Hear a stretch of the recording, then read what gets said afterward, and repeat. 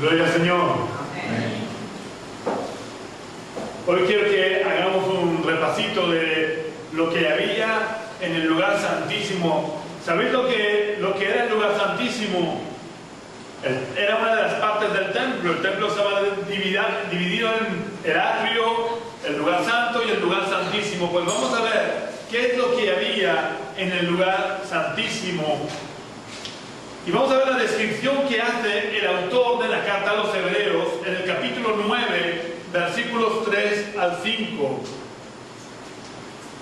El autor de los Hebreos, describiendo lo que había en el lugar santísimo, dice: tras el segundo velo estaba la parte del tabernáculo llamada el lugar santísimo.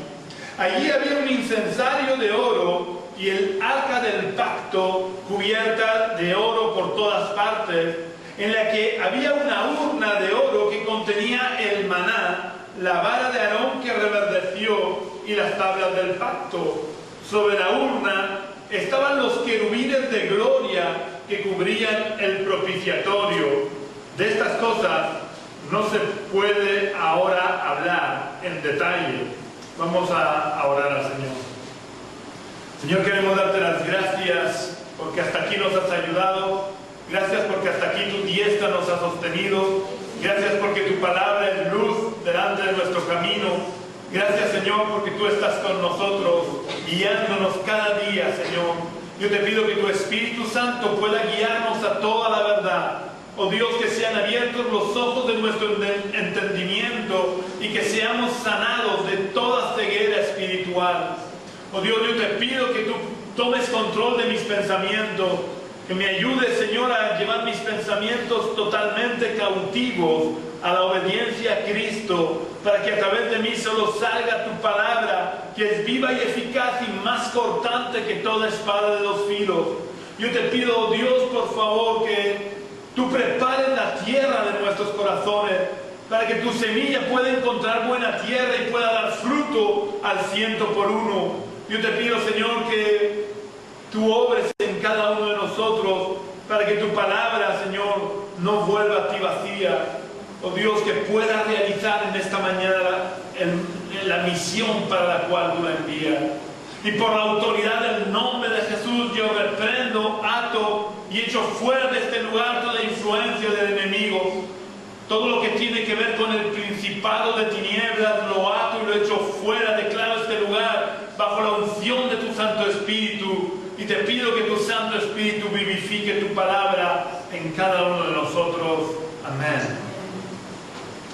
El autor de esta carta dice que ahora no se puede hablar con detalle, y es verdad que no se puede hablar con detalle de todo lo que había en el lugar santísimo del tabernáculo, pero yo quiero hablar en esta mañana de una sola cosa que había, de las que habían en el lugar santísimo del tabernáculo. Y voy a hablar de ella porque era la más importante de todas.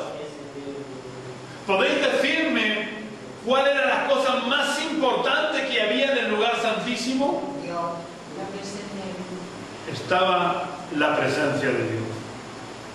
Ahí era el lugar físico en el que Dios había dicho a su pueblo: mi presencia estará ahí. Y la presencia de Dios en el lugar santísimo era lo que santificaba todo lo demás. El incensario de oro, el arca del pacto cubierto de oro, el maná, la vara de Aarón que había reverdecido, las tablas de la ley y los querubines recubiertos de oro y el propiciatorio. Todo era santo porque el que habitaba en ese lugar era santo. Y lo más importante no eran las cosas que habían dentro del santuario, dentro del lugar santísimo, que todas tenían que ver con el plan de salvación de Dios. Lo más importante de todo era el Dios que lo santificaba todo. Y en esta mañana yo quiero hablar acerca de el único requisito verdaderamente indispensable para poder entrar en el lugar santísimo. Yo no sé si sabéis, creo que la mayoría de los cristianos saben que cuando Jesús murió en la cruz ocurrieron muchas cosas, pero una de ellas es que Dios rasgó esa cortina, ese velo que separaba el lugar santísimo del resto del templo, Dios lo rasgó de arriba a abajo, demostrando que Él abría la puerta para que cualquiera pudiera entrar en ese lugar. Y eso era así porque hasta ese momento, hasta la muerte de Jesús, solamente una persona podía entrar una vez al año en ese lugar. Solamente el que estaba de sumo sacerdote en ese año podía entrar una vez en el año, después de haber cumplido todos los rituales de purificación. Él podía entrar en ese lugar santísimo. Pero Dios, que está sentado sobre el trono, en el verdadero lugar santísimo que está en el cielo, porque lo que había en el tabernáculo y luego en el templo no eran más que representaciones simbólicas de las cosas verdaderas que hay en el cielo.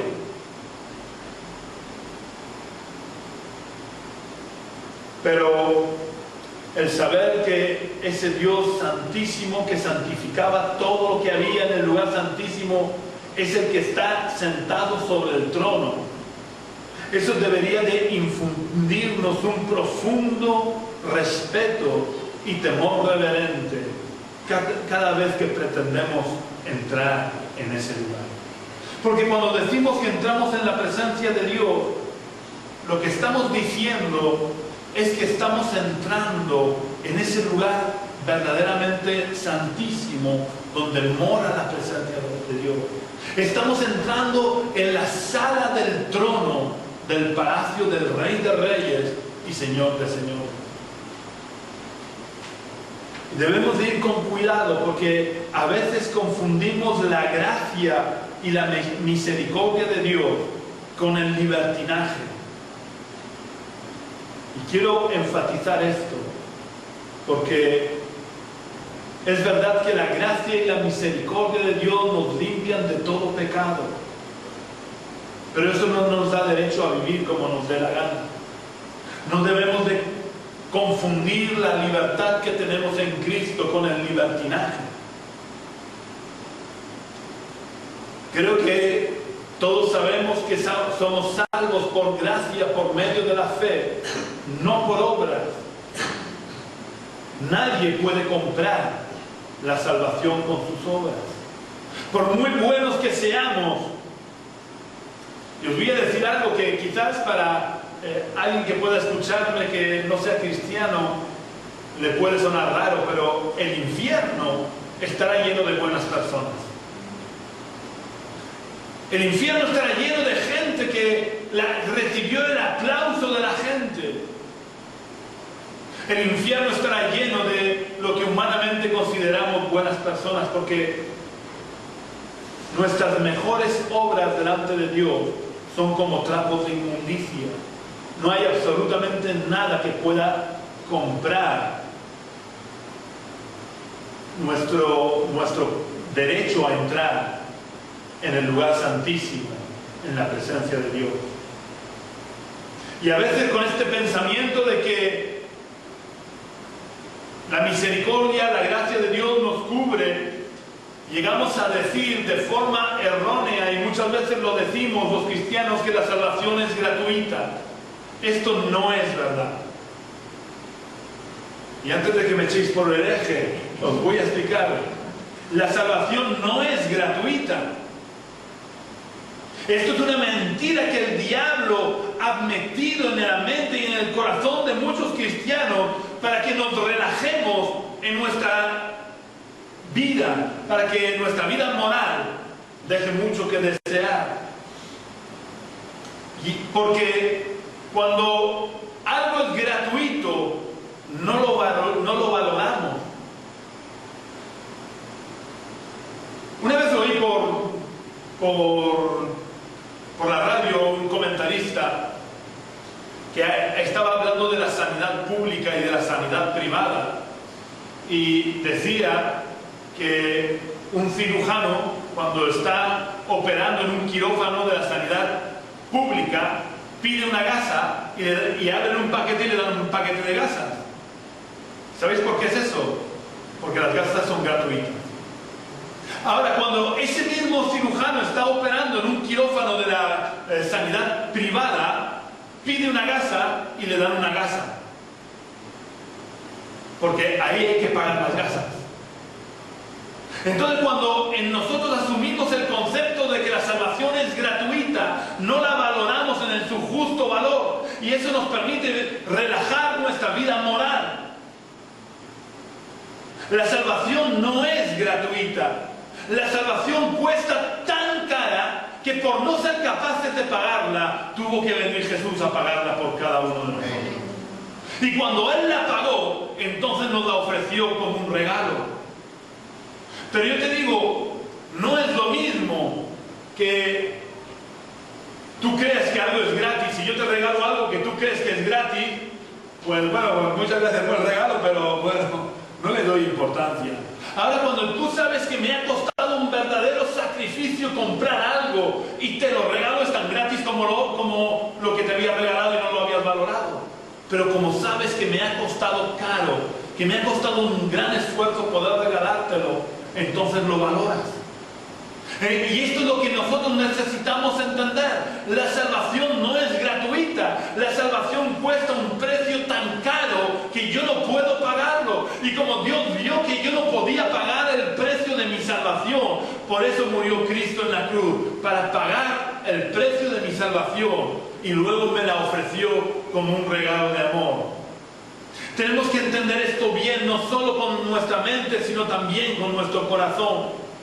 Que la salvación es un regalo que Dios nos ofrece, pero es un regalo tan costoso que a nosotros nos resulta imposible poder pagarlo, aunque quisiéramos. Y cuando tuviéramos claro este concepto, esto nos ayudaría a no menospreciar la salvación tan grande que Dios nos ha ofrecido. Yo quiero que te imagines ahora que estás enfermo del corazón. Yo sé que queda mejor que uno se imagine que está sano, pero yo te pido que por favor te imagines en este momento que estás gravemente enfermo del corazón y que necesitas un trasplante de corazón. Que si no encuentras quien done el corazón, morirás en pocos días. Y en esta situación en la que te estás viendo ya en la puerta de la muerte, vienen del hospital y te dicen: prepárate porque un niño ha muerto y su corazón es compatible contigo, y sus padres están dispuestos a donar el corazón de su hijo para salvar tu vida. Yo quiero preguntarte, ¿qué sentirías respecto a la familia de ese niño? Yo no sé vosotros, pero yo me sentiría profundamente agradecido a esos padres y sentiría una profunda deuda de amor hacia ellos. Pero lo que hizo Jesús fue mucho más grande que esto, porque el niño de este ejemplo que os he puesto murió por accidente. Y aunque sus padres no te dieran su corazón, su hijo no iba a resucitar por eso. Sin embargo, Jesús no murió por accidente. Él voluntariamente entregó su vida para poder trasplantar tu corazón corrompido por el pecado y cambiarlo por un nuevo corazón sano y sensible a la voz de Dios, para que pudiéramos experimentar la salvación. Así que creo que deberíamos de sentir una profunda deuda de amor con Dios. Deberíamos de sentir una profunda deuda de amor hacia Jesús. Y nada de lo que Él nos pidiera nos debería de resultar difícil o pesada carga, porque Él dio mucho más por nosotros. Si de verdad sintiéramos esa deuda de amor que deberíamos de sentir, viviríamos toda nuestra vida para mostrarle nuestro agradecimiento. No nos limitaríamos a vivir la vida más o menos del mundo, con la única diferencia de venir a los cultos, o de quizás no contaminarnos con ciertas cosas solamente. Viviríamos de verdad el 100% de nuestra vida, el 100% de nuestro tiempo, para agradar a aquel que dio su vida para trasplantar nuestro corazón. ¿Y qué es lo que podemos hacer o qué es lo que debemos de hacer para demostrar el agradecimiento que sentimos por Jesús? Jesús mismo nos lo dijo, estando en vida aquí en la tierra. Él dijo lo que debíamos de hacer para mostrar nuestro agradecimiento. Podemos leerlo en el Evangelio de Juan, capítulo 14 y versículo 15.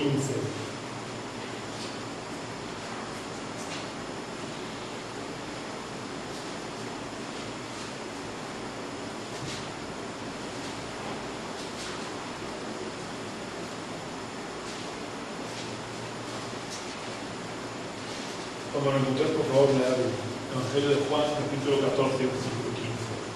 Si me amáis, guardad mis mandamientos. La única forma que podemos demostrar a Jesús cuánto le amamos es viviendo conforme a su voluntad, es obedeciéndole en todo, no en las áreas que me gustan solamente, absolutamente en todo.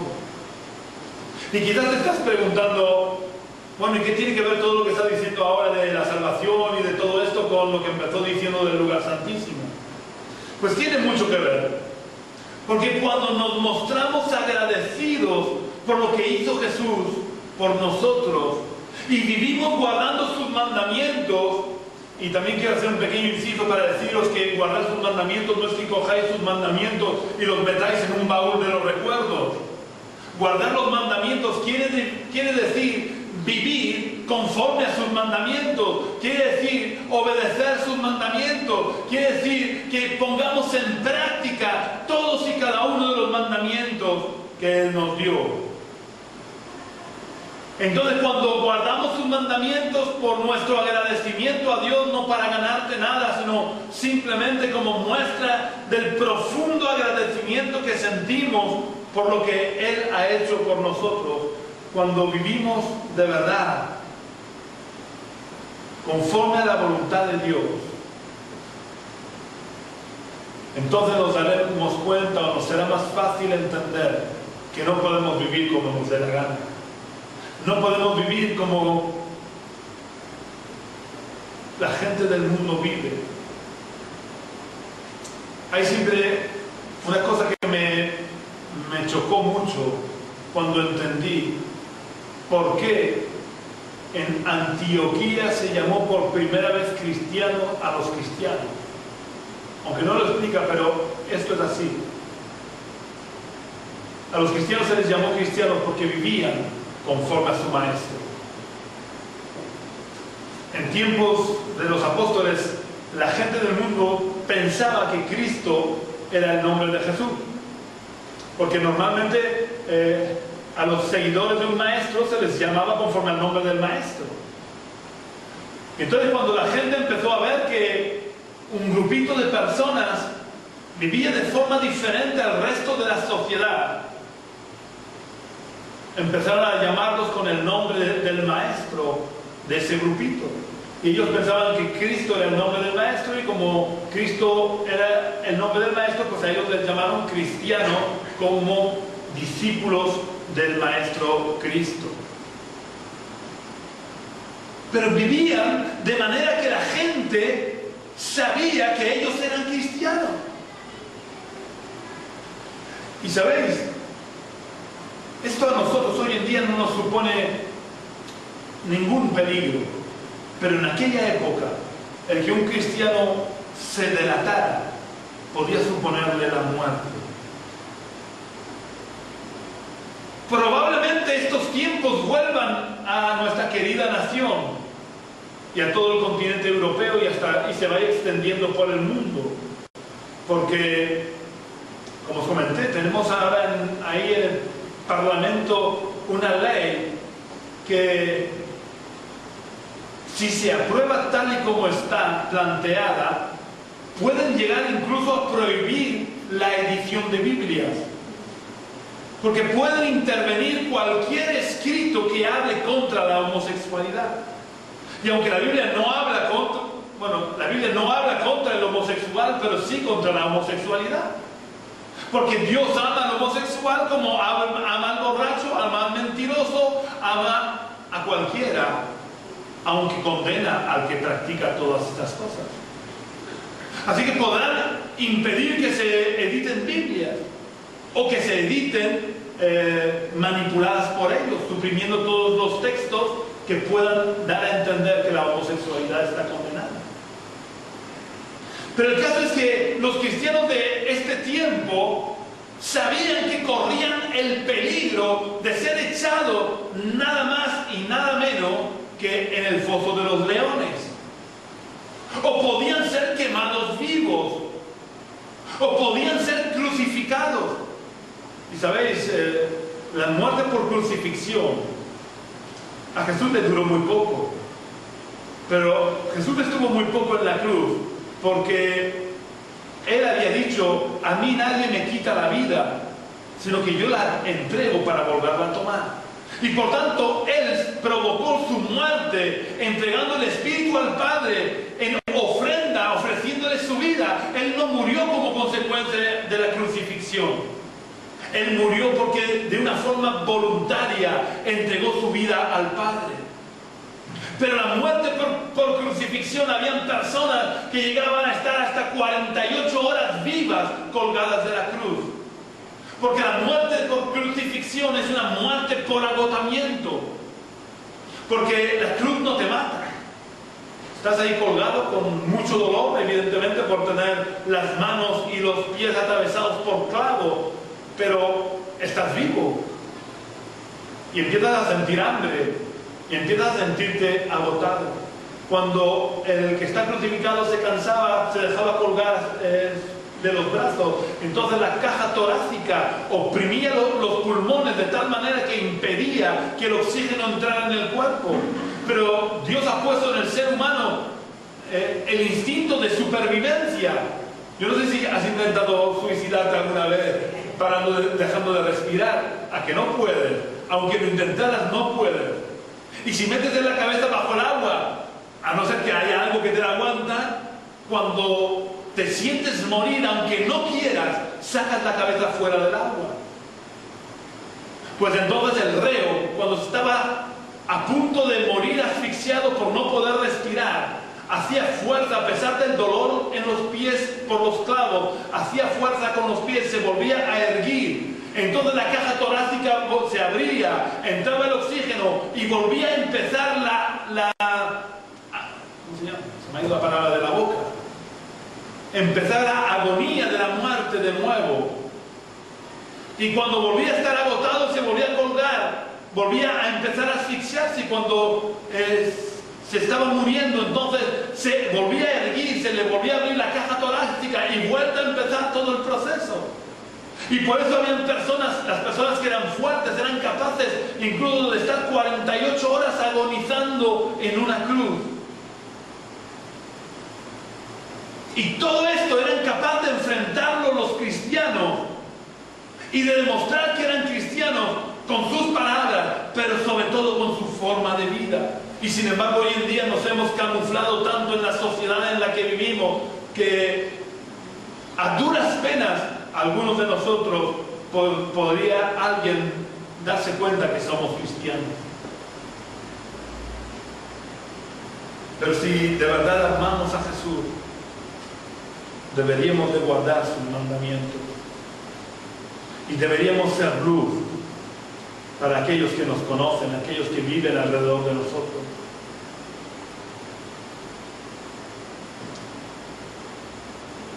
La salvación es un don gratuito de Dios, pero Él tuvo que pagar un alto precio por nuestra salvación.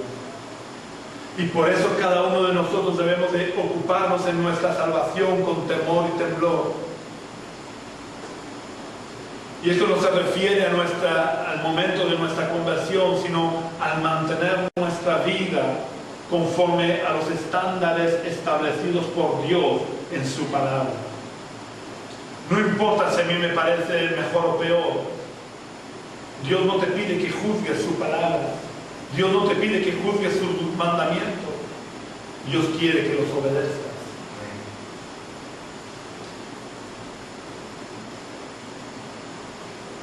Y cuando nosotros vivimos de esta manera, entonces es cuando estamos preparados para entrar en el lugar santísimo.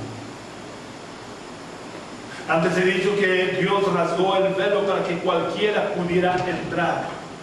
Y es verdad que cualquiera puede entrar en el lugar santísimo, pero no podemos entrar de cualquier manera.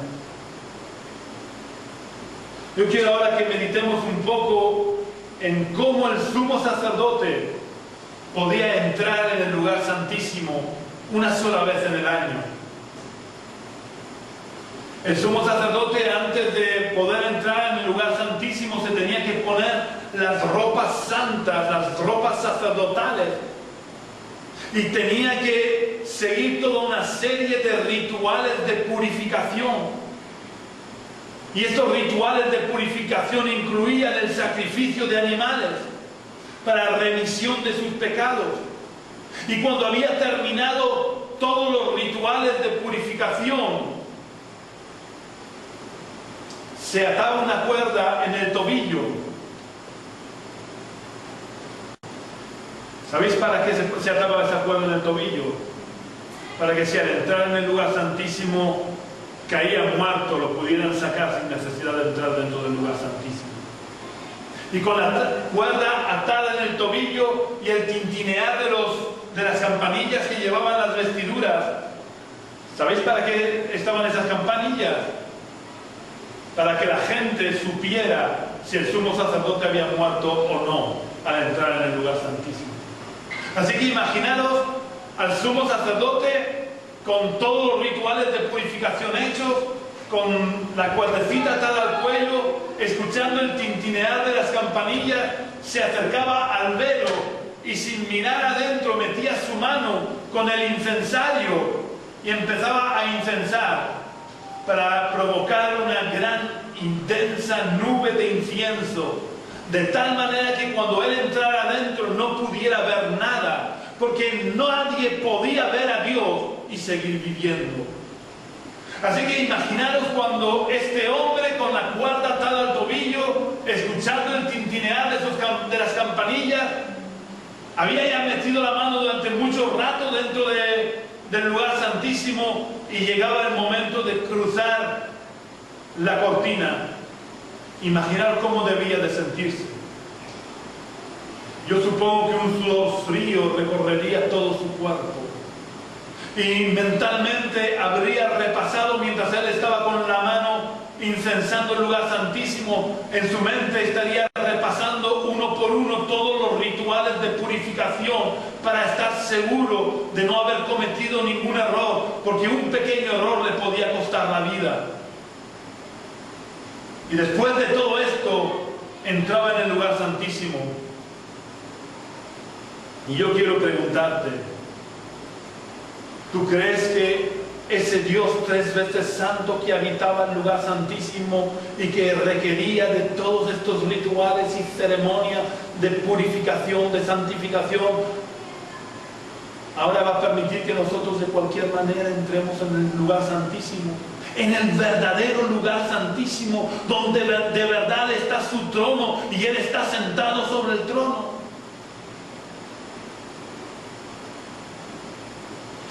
Hay una cualidad de Dios muy importante que nunca debemos de perder de vista, y es que Dios es inmutable. Inmutable quiere decir que no cambia nunca. El mismo Dios del Antiguo Testamento es el Dios a quien adoramos nosotros. Y la misma santidad que había en Dios en el Antiguo Testamento hay ahora en el Nuevo Testamento. ¿Crees que es el Dios que exigía tantos rituales de purificación y de santificación para poder entrar en el lugar santísimo, que era una simple representación de las cosas que hay en el cielo, va a permitir que nosotros entremos de cualquier manera en el cielo, en su presencia? Aunque estemos en el tiempo de la gracia, los requisitos para entrar en el lugar santísimo siguen siendo los mismos. Yo quiero que leamos lo que el autor de la carta a los Hebreos dice en el capítulo 12 y versículo 14.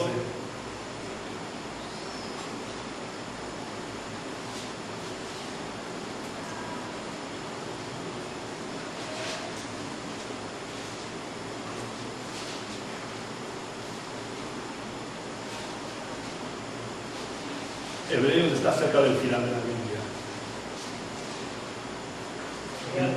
Hebreos capítulo 12, versículo 14. Seguir la paz con todos y santificar, sin la cual nadie verá al Señor. Y la santidad sin la cual nadie verá al Señor. Sin santidad nadie verá al Señor. Es decir, sin santidad no podemos entrar en el lugar santísimo donde mora la presencia manifiesta de Dios.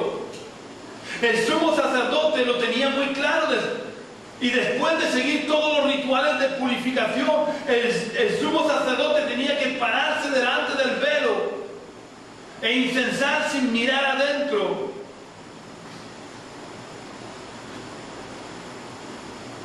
Y después de todos los rituales y ceremonias de purificación, entonces entraba. Quiero que pensemos qué le pasaría por la mente a ese sumo sacerdote.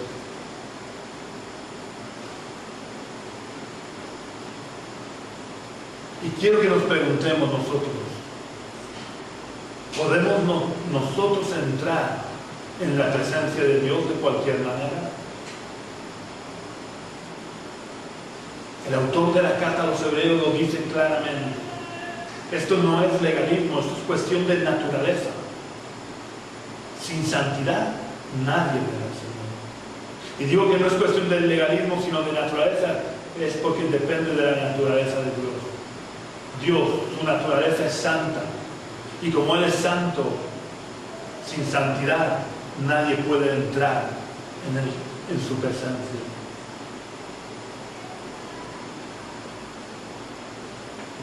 La santidad, por si no lo sabéis, depende de Dios y depende de nosotros.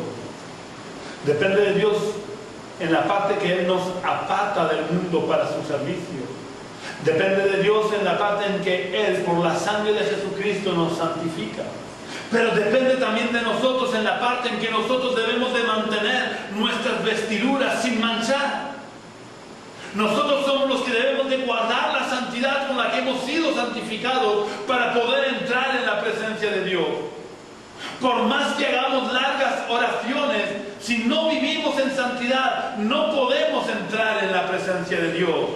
Y en consecuencia, las oraciones se quedan ahí en el techo, no pasan del techo de la habitación. Es necesario que sacudamos nuestras conciencias, que no las dejemos dormir, porque si nuestras conciencias están dormidas, no nos redarguirán y creeremos que podremos entrar en la sala del trono, cuando en realidad no seremos capaces ni siquiera de entrar en el hall exterior del palacio de Dios. En esta última parte del mensaje yo quiero que meditemos un poco acerca de cómo vivimos, porque no podemos acercarnos a Dios de cualquier manera. Mi intención no es señalar a nadie, sino que cada uno de nosotros nos miremos a nosotros mismos, porque sinceramente creo que todos tenemos suficientes vigas en nuestros ojos para tratar de mirar a los demás. Necesitamos mirarnos a nosotros mismos, examinar nuestra propia vida, para ver si de verdad podemos o estamos entrando en el palacio del Rey y estamos entrando en la sala del trono donde está sentado el Rey de Reyes y Señor de Señores. Yo quiero que veamos lo que dice David acerca de los que pueden entrar en el lugar santísimo, para que podamos mirar a ver nuestra vida, si estamos cumpliendo lo que dice el Rey David. Vamos a leer en el Salmo 24, versículos 3 y 4.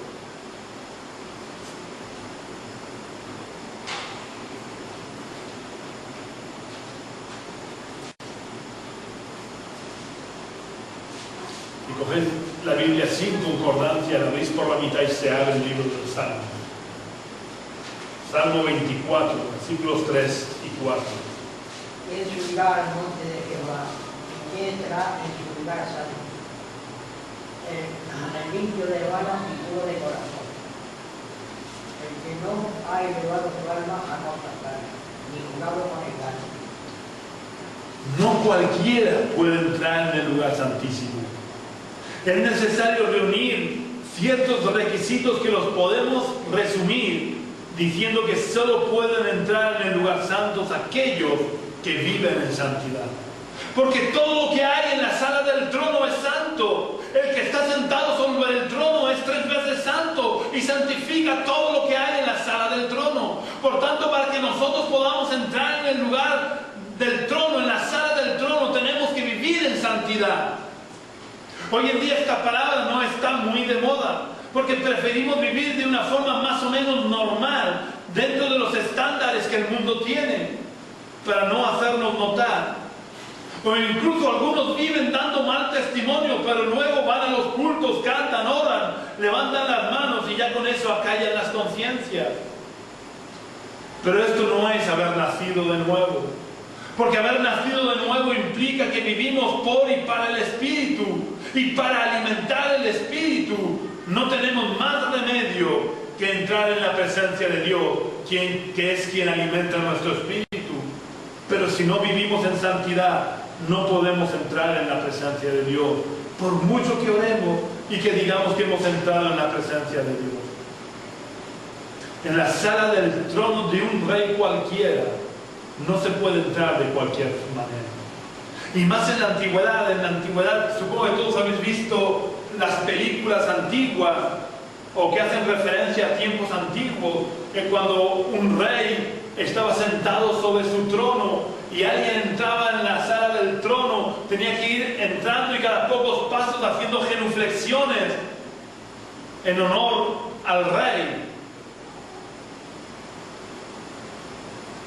Y aún hoy en día no se hacen esas genuflexiones, pero hay todo un protocolo para poder entrar en la sala del trono del rey. Y este protocolo afecta a la vestimenta, afecta al comportamiento, afecta a las palabras, afecta a todo. Pues en la sala del trono del Rey de Reyes y Señor de Señores tampoco se puede entrar de cualquier manera. Dios con la muerte de Jesús rasgó el velo que daba entrada al lugar santísimo, a la sala del trono, para que cualquier persona pudiéramos entrar en la sala del trono, donde está Dios sentado sobre el trono. Pero el que cualquier persona podamos entrar no quiere decir que podamos entrar de cualquier manera. Para poder entrar en esa sala solo hay un protocolo, y ese protocolo es muy estricto, sin el cual nadie puede entrar.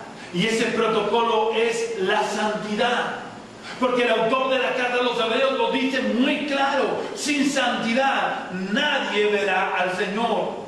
Yo no puedo entrar en la presencia del gran rey si no cumplo con el protocolo.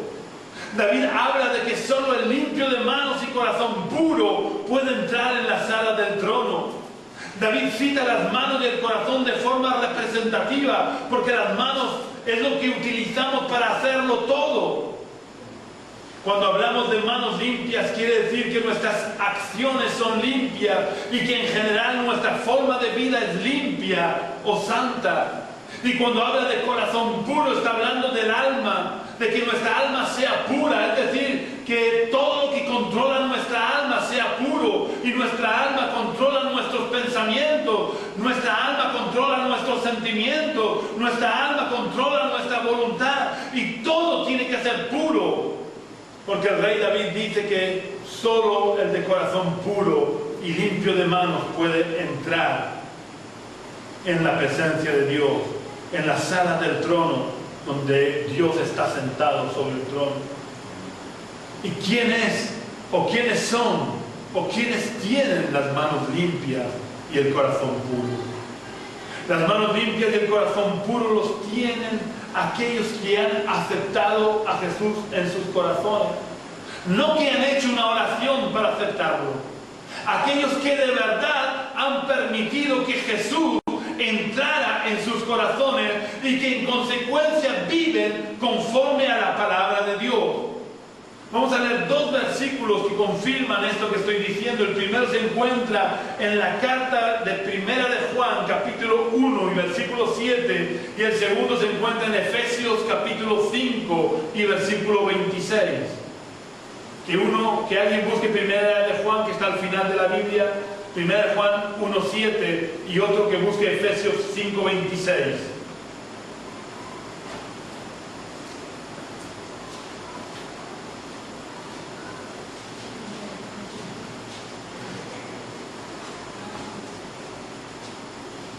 Pero, Sigue, hermano. pero si andamos en luz, como Él está en luz, tenemos comunión unos con otros, y la sangre de Jesucristo, su Hijo, nos limpia de todo pecado. Y Efesios 5:26.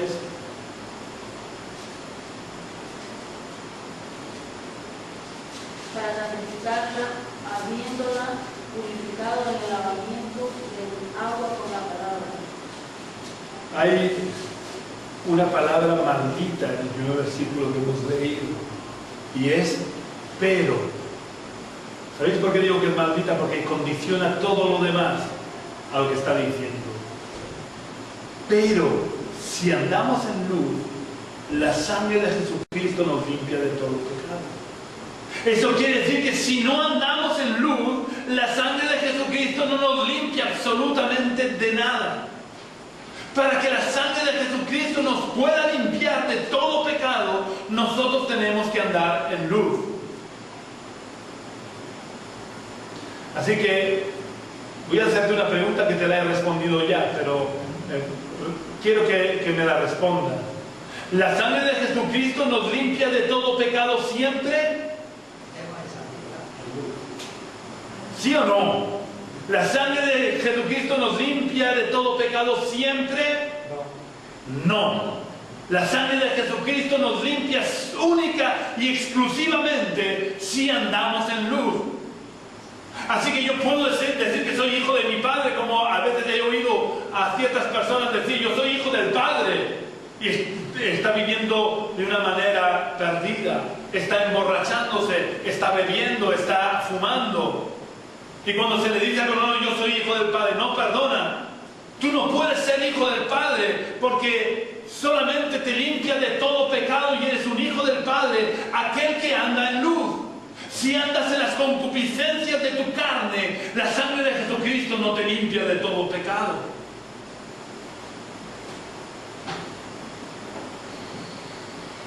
Si andamos en luz, la sangre de Jesucristo nos limpia de todo pecado. ¿Pero qué es andar en luz? El autor del Salmo 119 dice en el versículo 105, lámpara es a mis pies tu palabra y lumbrera a mi camino. Es decir, yo ando en luz cuando estoy andando o cuando estoy viviendo conforme a la palabra de Dios, porque la palabra de Dios es lumbrera, es luz a mi camino. Por más que yo haya hecho una oración aceptando a Jesús en mi corazón, si no ando en luz, es decir, si no ando y vivo conforme a la palabra de Dios, la sangre de Jesucristo no puede limpiarme. Y si la sangre de Jesucristo no puede limpiarme, tampoco puedo entrar en la sala del trono del Rey de Reyes y Señor de Señores. Queremos entrar en la presencia de Dios. Queremos de verdad entrar en la sala del trono. Tenemos que vivir conforme a la palabra de Dios. Porque si vivimos conforme a la palabra de Dios, la sangre de Jesucristo nos limpia de todo pecado. Pero además, como hemos leído en Efesios, somos purificados por el lavamiento del agua, por la palabra. Es decir, el vivir conforme a la palabra no solo me permite que la sangre de Jesucristo me limpie de todo pecado, sino que además la propia palabra de Dios me purifica y me limpia. El tener las manos limpias y el corazón puro no es por mérito nuestro, es por el sacrificio que Cristo hizo en la cruz. Es la sangre derramada de Cristo la que nos limpia de todo pecado. Pero nosotros tenemos la responsabilidad de mantener esa limpieza por medio de vivir conforme a la palabra de Dios. Cuando dejamos de vivir la palabra de Dios, vamos estamos ensuciando nuestras manos y el corazón puro que habíamos recibido se va contaminando. Y en esas condiciones no podemos entrar en la sala del trono como ningún mendigo con andrajos sucios puede entrar en la sala del trono de ningún rey. Necesitamos vivir en santidad, vivir conforme a lo establecido en la palabra de Dios para poder entrar en la sala del trono, donde todo es santidad. Por eso, como dice el autor de la carta a los Hebreos, sin santidad no podemos ver al Señor, porque sin santidad no podemos entrar en la sala del trono, porque la santidad es el protocolo indispensable, imprescindible para poder entrar en esa sala.